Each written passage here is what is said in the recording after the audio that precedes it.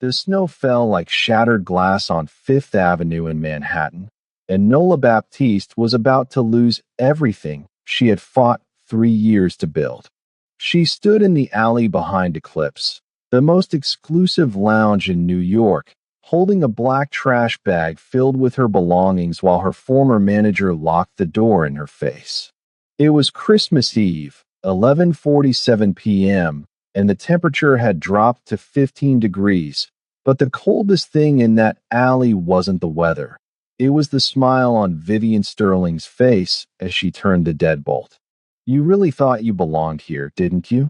Vivian said through the glass, her breath fogging the window, her diamond necklace catching the light from the street lamp. Nola's hands shook, not from cold yet, but from rage she couldn't afford to release. "I worked every shift you gave me. I covered for you when you were late. I never complained." Vivian laughed, a sound like breaking crystal. "And that's exactly why you're fired, sweetheart. You made me look bad. The owner noticed you." She leaned closer to the glass. "Silas Park doesn't notice the help, but he noticed you. And I will not be upstaged by some scholarship girl playing waitress. Before this moment gets worse, let me tell you, sometimes the universe puts you exactly where you need to be, even when it feels like you're being destroyed. And if you stay with me, you'll see how a single night can burn down an empire and build a new one from the ashes." Nola pressed her palm against the door. "Vivian, please. My brother's medication. The payment is due tomorrow. I need this job." Vivian's smile widened. "Should have thought about that before you got too pretty, too smart, and too close to my territory." She turned and walked away, her heels echoing on the marble floor inside, leaving Nola standing in the snow with nothing but a trash bag and a choice: collapse or survive. That's when the black Mercedes pulled into the alley. Nola didn't move. She'd seen enough luxury cars in this neighborhood to know they didn't stop for people like her. But this one did. The engine cut. The driver's door opened, and a man stepped out who looked like he'd been carved from midnight and winter itself. Silas Park was 6'3", wearing a charcoal wool coat that probably cost more than Nola's entire year of rent, and his eyes, dark, unreadable, dangerously calm, locked onto her face with the intensity of someone who just found something he didn't know he was looking for. "You're the one who served me the whiskey an hour ago," he said. His voice was low, controlled, with the faintest edge of an accent that told stories of soul and secrets. Nola straightened her spine. "Yes, sir. I was. Silas stepped closer. "Why are you standing in an alley in the snow with a trash bag?" "Because I've been fired." Nola's voice didn't waver. If she was going down, she'd go down with dignity. Vivian Sterling decided I wasn't a good fit anymore. Something flickered in Silas's eyes.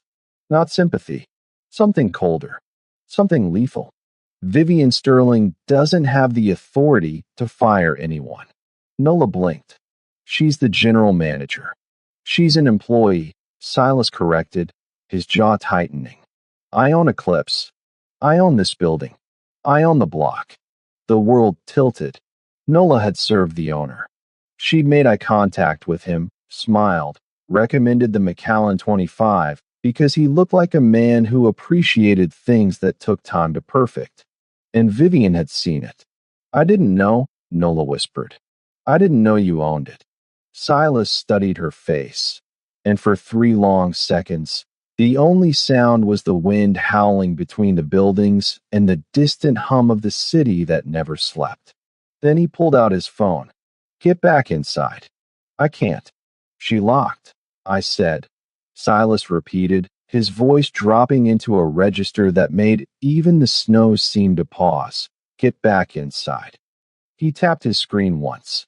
Inside Eclipse, every lock in the building disengaged simultaneously. Click, click, click. Nola stared at the door as it swung open on its own, revealing the warm golden glow of the lounge beyond. Silas walked past her, his shoulder brushing hers, the scent of cedar and something darker, gunpowder, maybe, or old money and older violence, trailing behind him. Follow me, he said without looking back. We're going to have a conversation with Miss Sterling. Nola hesitated for half a heartbeat. Then she dropped the trash bag and followed the most dangerous man she'd ever met back into the fire. What she didn't know yet was that Silas Park wasn't just a bar owner. He was the silent king of the Korean underworld in New York, a man who controlled everything from shipping routes to politicians, and he'd just made a decision that would start a war. But that was only the beginning.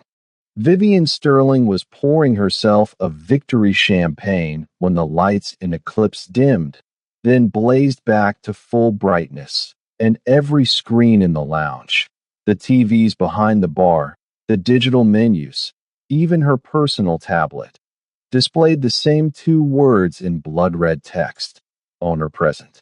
She froze, the bottle tilting, golden liquid spilling onto the marble counter. The security system only did that for one person. She turned slowly, and there he was. Silas Park stood in the center of the main floor with Nola Baptiste beside him, and the temperature in the room dropped 20 degrees despite the roaring fireplace. "Mr. Park," Vivian said, her voice climbing an octave into false brightness. "I wasn't expecting you back tonight. I thought you'd left for the evening." "I had," Silas said, removing his gloves with slow, deliberate precision. "But then I found one of my employees locked outside in a blizzard on Christmas Eve. So I came back." Vivian's smile twitched. There must be some misunderstanding. Nola was let go for policy violations. "What violations?" Silas asked. His tone was conversational, almost friendly. That made it more terrifying.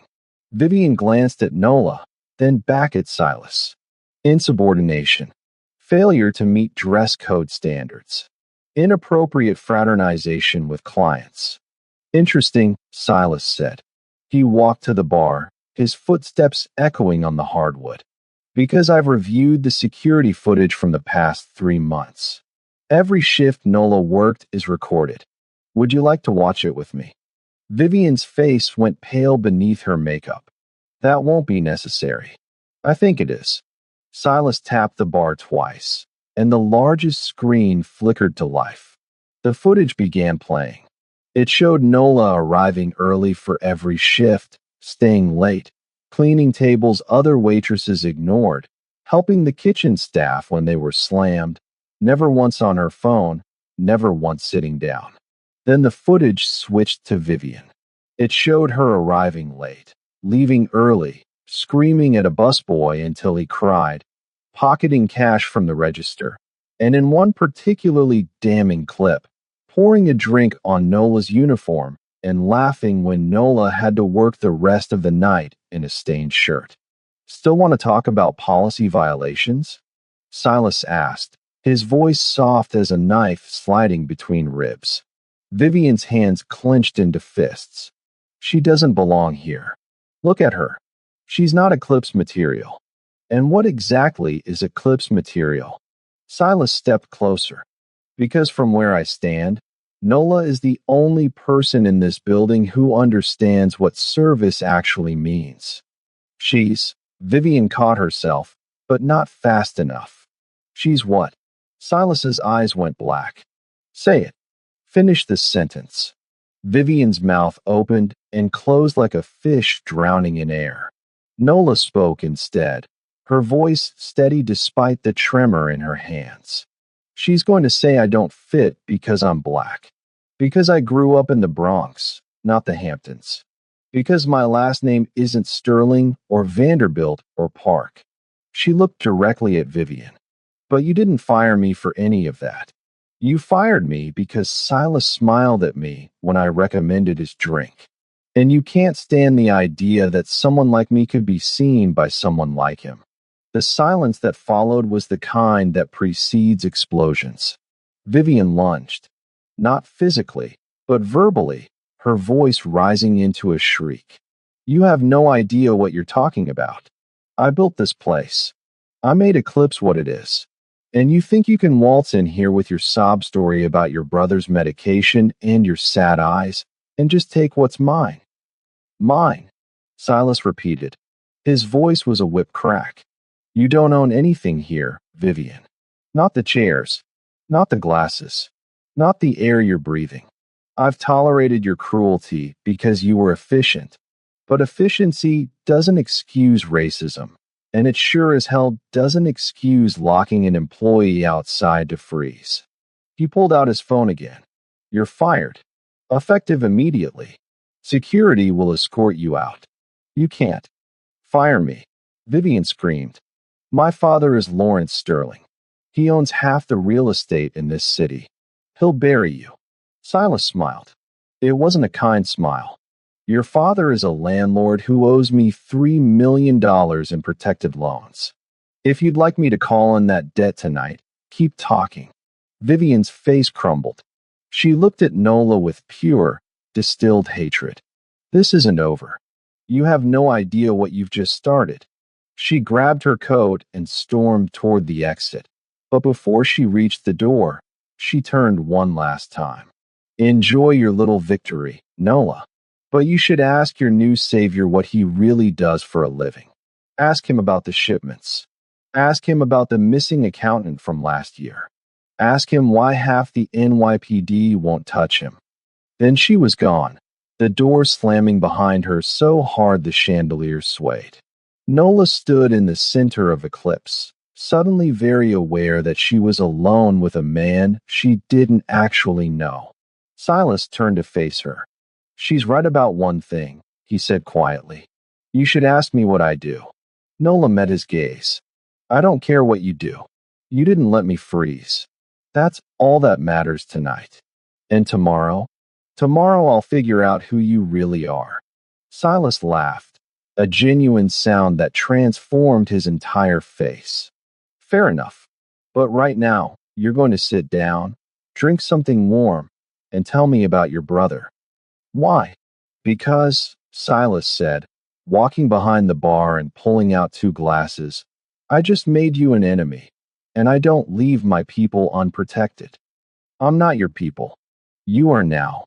What Nola didn't know was that Vivian Sterling was already making phone calls, and what Silas didn't know was that Nola's brother's illness wasn't just expensive. It was connected to something Silas had destroyed years ago, and when the truth came out, it would test everything. Silas poured 2 fingers of whiskey into each glass and slid one across the bar to Nola. She didn't touch it. I don't drink on the job, she said. You're not on the job, Silas replied. You're unemployed, remember? You just rehired me. Did I? Silas raised an eyebrow. I fired Vivian. I never said you were coming back as a waitress. Nola's stomach dropped. Then what am I? That depends, Silas said, taking a sip of his whiskey. Tell me about your brother. Nola's fingers curled around the glass.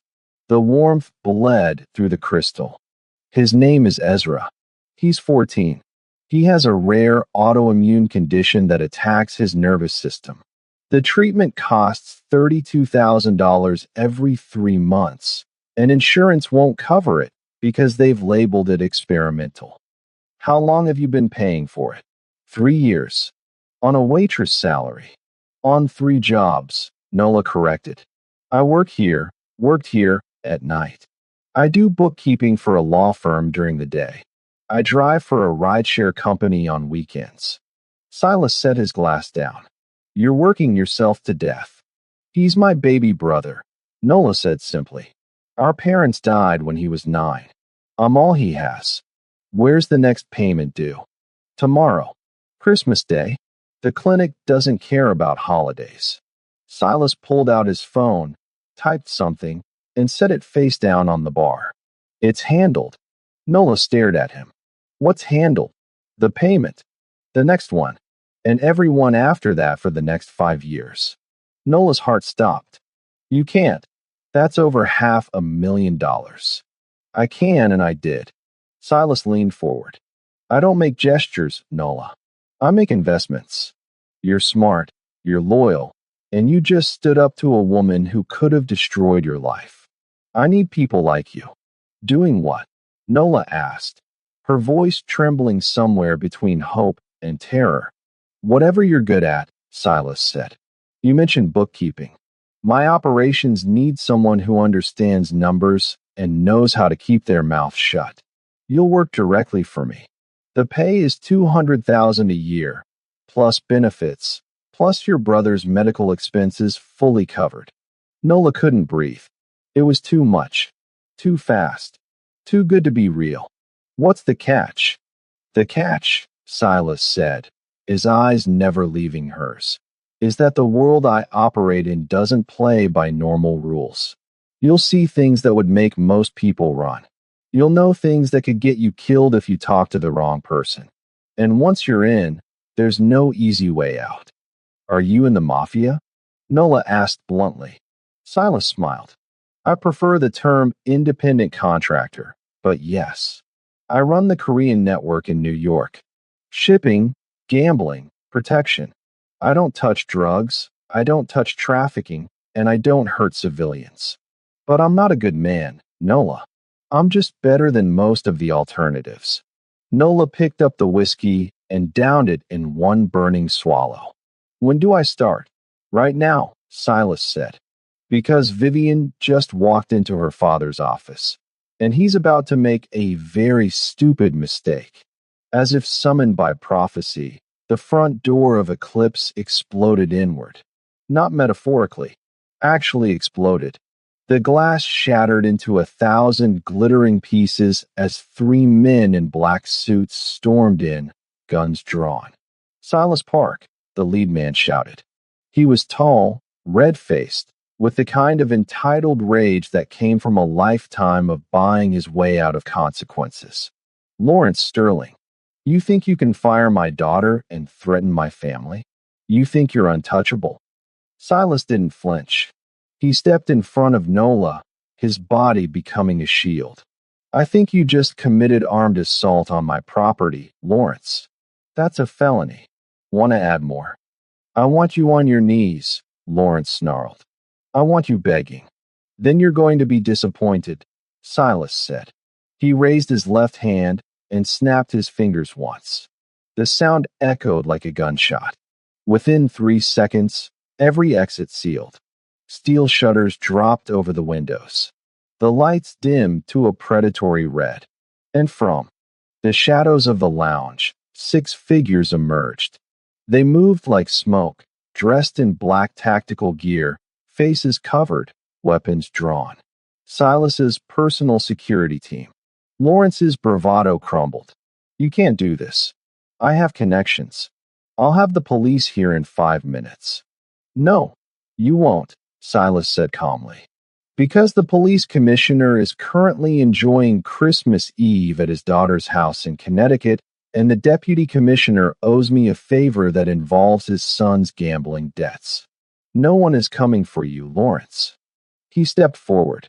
Now here's what's going to happen. You're going to leave. You're going to pull every asset you have out of anything connected to me. And you're going to tell your daughter that if she comes near Nola Baptiste again, I will personally ensure that the IRS discovers the $15 million you've hidden in offshore accounts. Lawrence's face went purple. You're bluffing. Silas pulled out his phone and turned the screen toward Lawrence. It showed a bank statement. Account number, balance, everything. Lawrence's secret account, laid bare. Am I? The 3 men with Lawrence looked at each other, then slowly lowered their guns. They weren't stupid.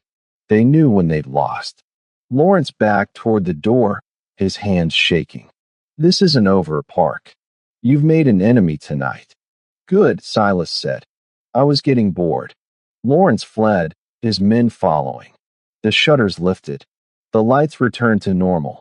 Eclipse was silent except for the crackling fire. Nola stood frozen, her mind trying to process what she'd just witnessed. Silas turned to her. Still want the job? Nola looked at the shattered glass on the floor, the scorch marks on the walls, the 6 silent soldiers who'd appeared from nowhere, and the man who just dismantled a millionaire's life in under 5 minutes. Yes, she said, but I have one condition. Name it. Don't lie to me. Ever. If I'm going to work for you, if I'm going to trust you with my brother's life, I need to know you'll always tell me the truth, even when it's ugly. Silas extended his hand. Deal. Nola shook it. His grip was warm, firm, and for the first time in 3 years, she felt like she wasn't carrying the weight of the world alone. But what neither of them knew was that Vivian Sterling wasn't finished, and her next move wouldn't involve guns or threats. It would involve something far more dangerous. The truth about how Ezra got sick in the first place. Christmas morning broke over New York in shades of gray and gold, and Nola woke up in a penthouse she didn't recognize. She sat up fast, heart hammering, memories flooding back. Eclipse, the explosion, Silas, the job offer, and then exhaustion hitting her so hard she'd barely made it into the car before passing out. Now she was in a bedroom that looked like it belonged in an architecture magazine, wrapped in Egyptian cotton sheets, wearing clothes she definitely hadn't put on herself. She heard voices in the hallway. Mail. Low. Urgent. Nola grabbed the robe hanging on the bedpost and crept to the door, opening it just enough to listen. You're telling me Vivian Sterling has the medical records? That was Silas, his voice stripped of its usual calm.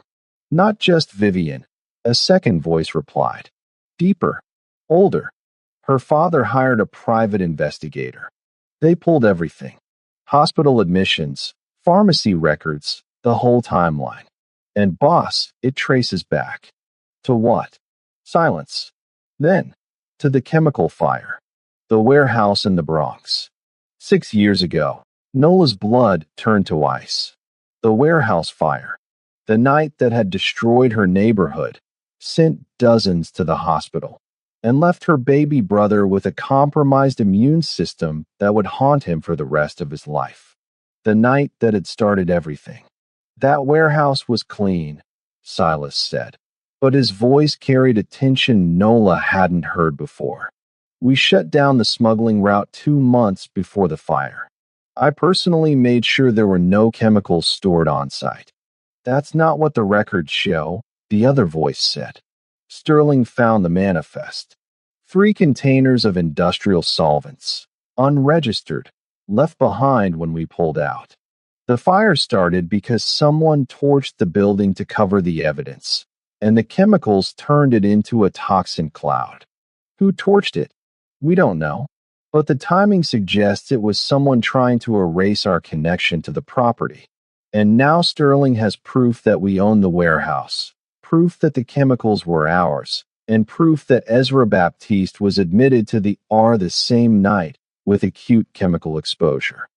Nola stopped breathing. Silas.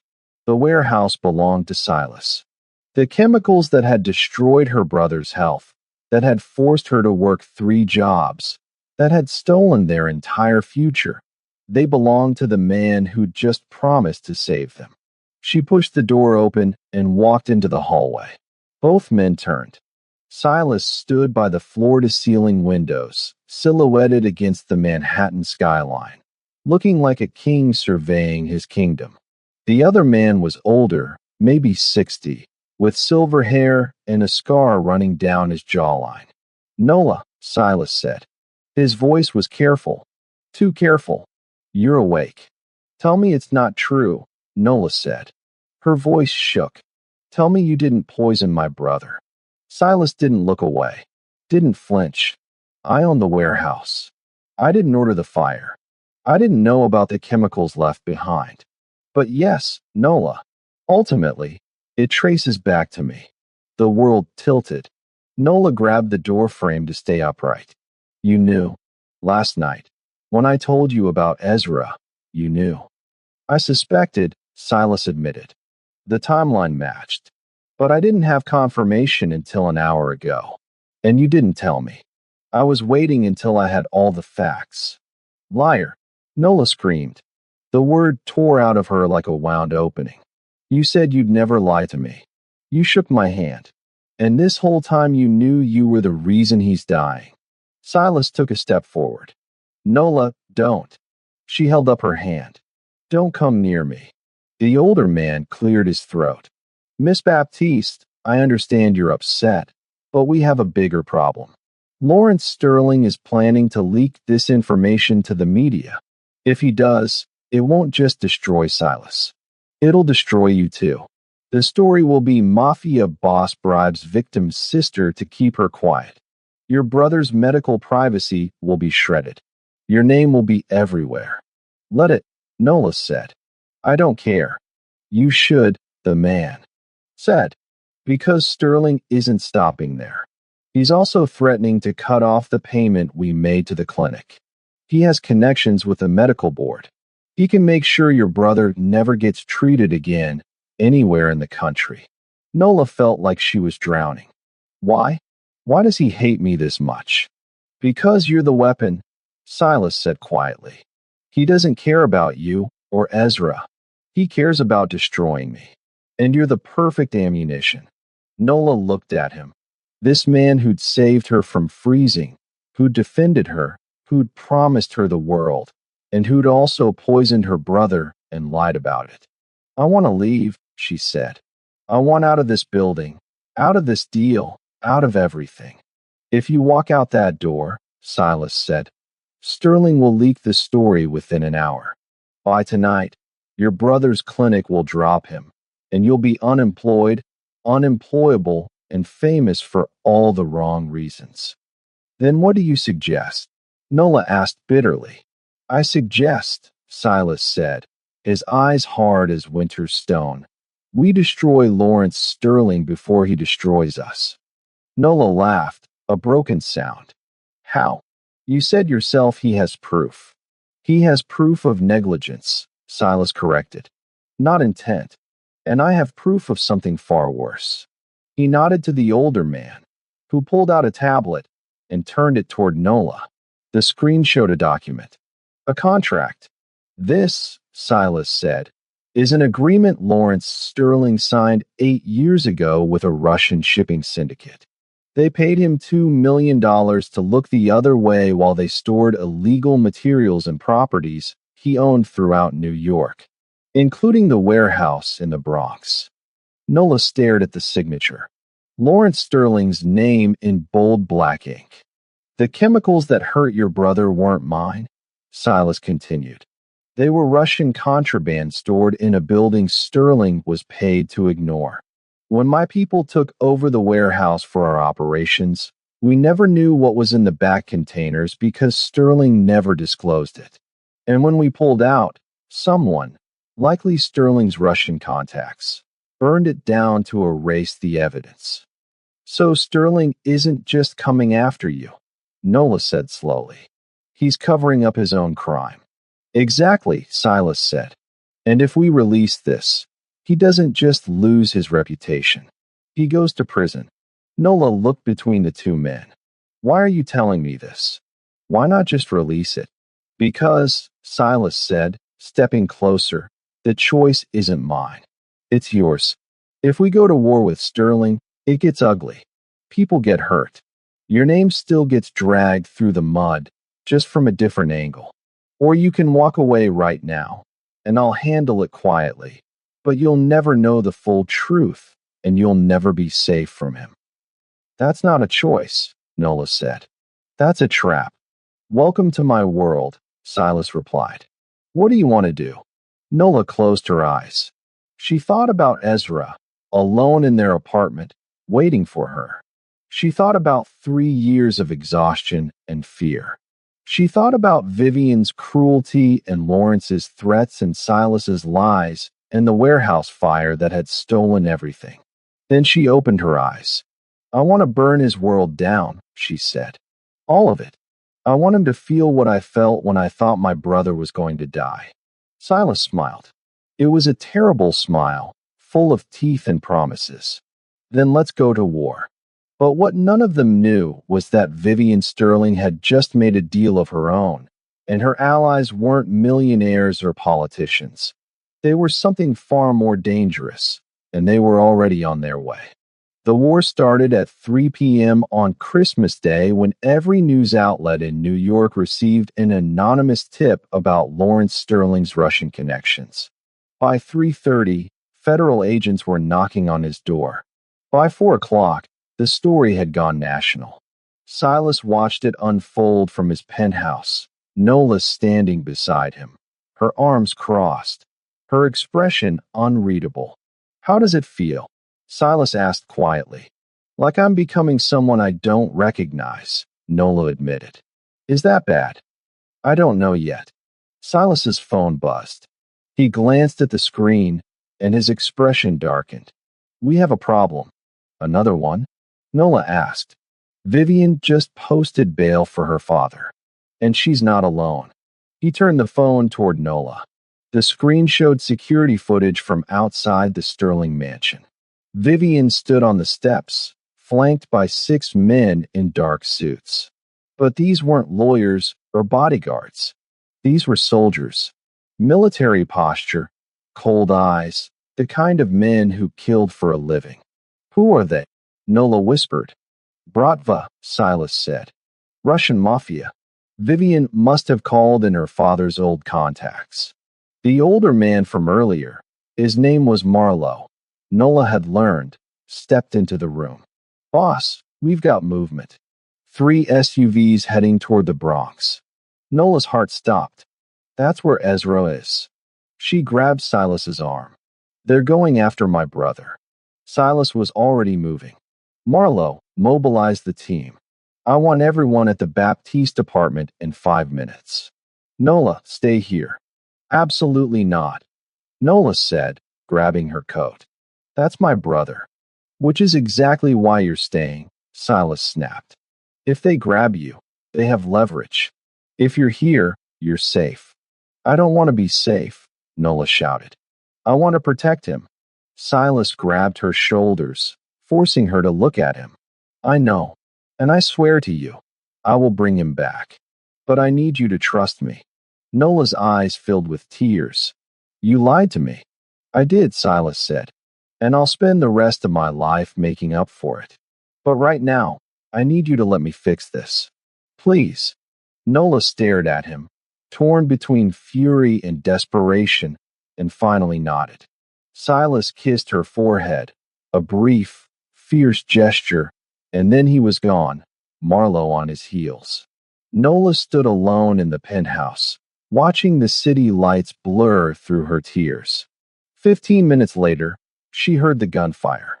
It came through the police scanner app she'd downloaded on her phone. Shots fired, 145th and Morris Avenue, multiple casualties, Nola's apartment building. She grabbed her keys and ran.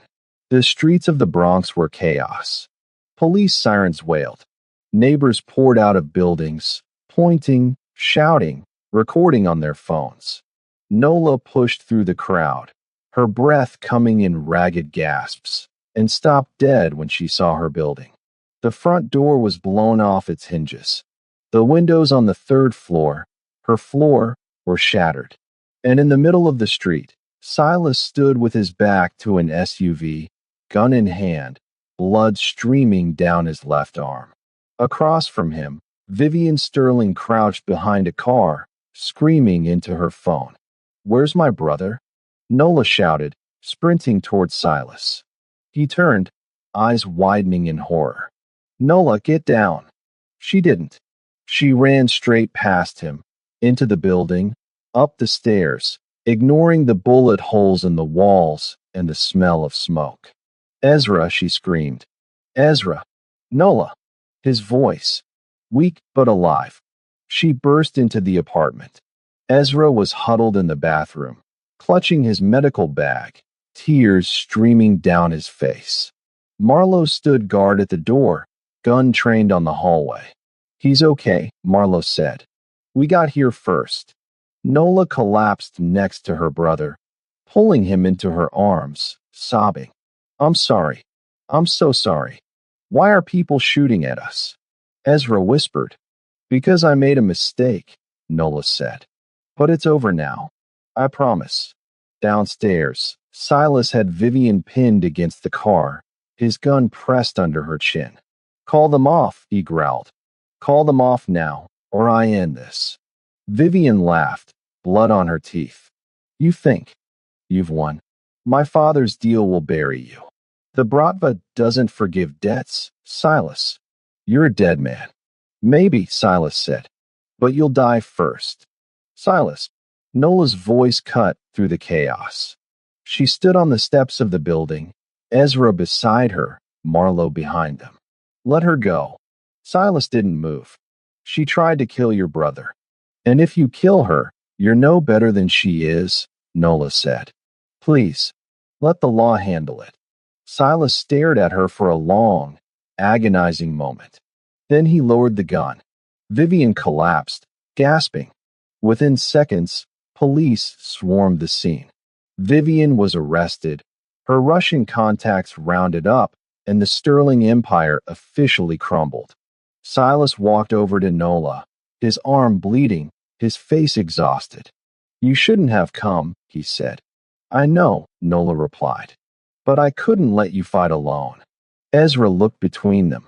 Who is this guy, Nola? Nola smiled, wiping her eyes. Someone who's going to help us start over. But as the police cars drove away and the crowd dispersed, neither of them noticed the black sedan parked across the street, or the man inside taking photographs, or the phone call he made that would bring the final threat to their door. 3 months later, spring arrived in New York like a promise kept. The Sterling Empire had collapsed into federal indictments and frozen assets. Lawrence Sterling was awaiting trial. Vivian had taken a plea deal and disappeared into witness protection, her name a cautionary tale whispered in high society circles. And Silas Park had done something no one expected. He'd gone legitimate. Eclipse was now a fully legal operation, its back rooms cleaned out, its books transparent. Silas had divested from every criminal enterprise, paid off every debt, and walked away from the underworld with his life and his reputation intact. It cost him millions. It cost him power. But when Nola asked him why, he said simply, because you made me want to be someone worth trusting. Nola sat in the newly renovated office on the second floor of Eclipse, reviewing quarterly reports. She was now the official COO, her degree in business finally being used for something legal, and Ezra's medical bills were paid in full through a foundation Silas had established in her parents' names. Ezra himself was thriving. The treatment was working. He'd started high school, joined the debate team, and had even asked Nola if Silas the scary boss guy was going to be around more often. The answer was yes. Silas walked into the office carrying 2 cups of coffee and a folder. We need to talk, he said. Nola looked up, alarmed. That's never a good opening. Relax, Silas said, handing her the coffee. It's good news. Mostly. He slid the folder across the desk. Nola opened it. Inside was a legal document. A deed. To a brownstone in Brooklyn. What is this? She asked. Your new house, Silas said. 4 bedrooms, a backyard, close to Ezra's school. I bought it last month. It's in your name. Nola stared at him. Silas, I can't accept this. You can, and you will, Silas said. Because I'm tired of you and Ezra living in that apartment, and because I'm hoping you'll let me visit sometimes. Visit, Nola repeated, raising an eyebrow. Or live. Silas smiled. That depends. Are you still mad at me for the warehouse? Every single day, Nola said. But I'm also grateful you told me the truth. Eventually. I'm working on my timing, Silas said. He knelt beside her chair, taking her hand. Nola, I know I'm not the man you imagined yourself with. I know I've made mistakes that hurt you.